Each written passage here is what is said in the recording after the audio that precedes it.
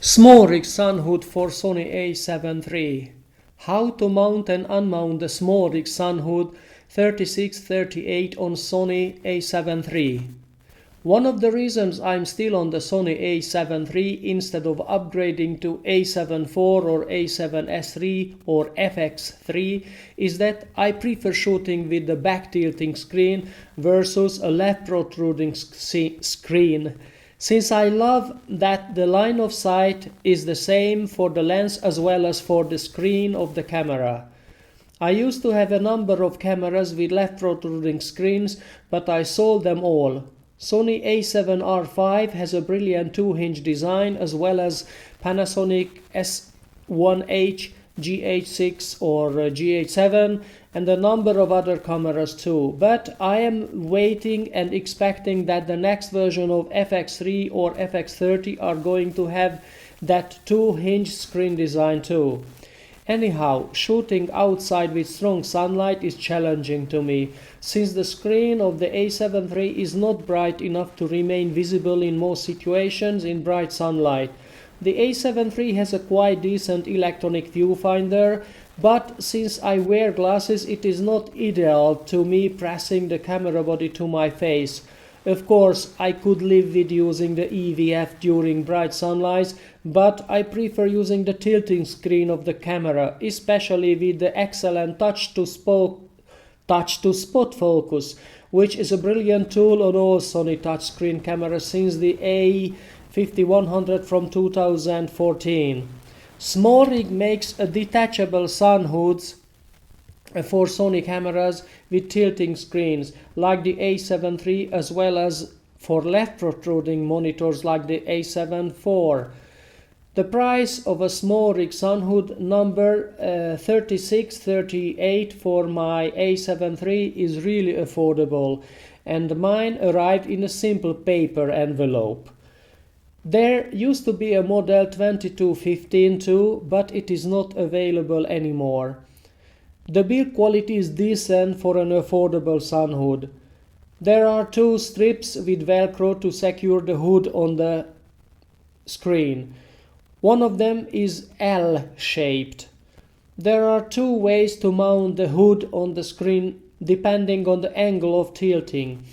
When you tilt the screen 90 degrees to a position where you look down on the screen, then this is a typical position when you take recordings from the hip or stomach or chest level with your arms firmly snapped to your body to make the camera as stable as possible.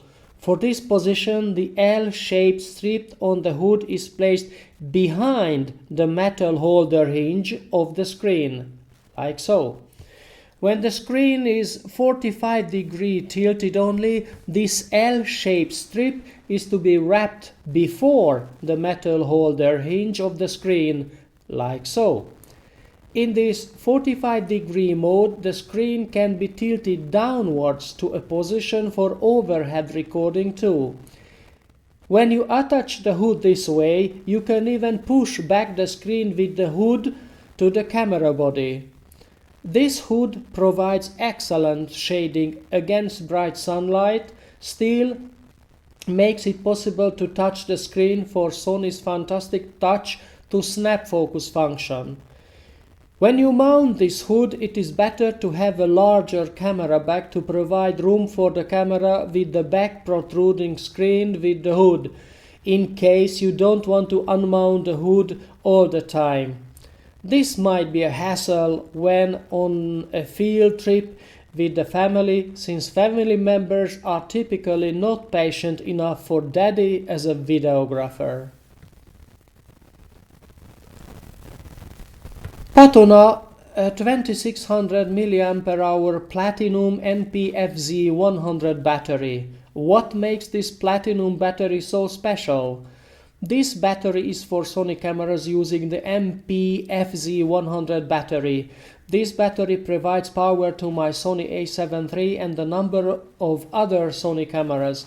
I loved the tiny NP-FW50 batteries too, which was used in Sony cameras before A7 III and A9. I still have and love my sleek, elegantly designed original A7 and A7R, as well as the minuscule A5100. I always keep 3 FW50 batteries in my pocket when I am photographing with these joy-to-use retro cameras from 2014. I have this A7III since I sold my A9, and I use the A9 as well as I have been using this A7III with only one battery that came with the camera. However, recently I started recording more and more 4K videos on a 128GB card, and that consumes a lot of power, so I decided to buy an extra camera. I wanted an original Sony FP-Z100, but then I found this Patona Platinum battery, which was far less expensive, but most importantly, it can be charged with its own USB input port. The battery came even with a USB-C cable. My understanding is that this USB port is only for charging the battery, and cannot be used as a USB power bank. As seen, it can be really charged with the USB-C cable, really fun. So now I think I've improved my beloved A7III camera to make it even more capable to record 4K videos.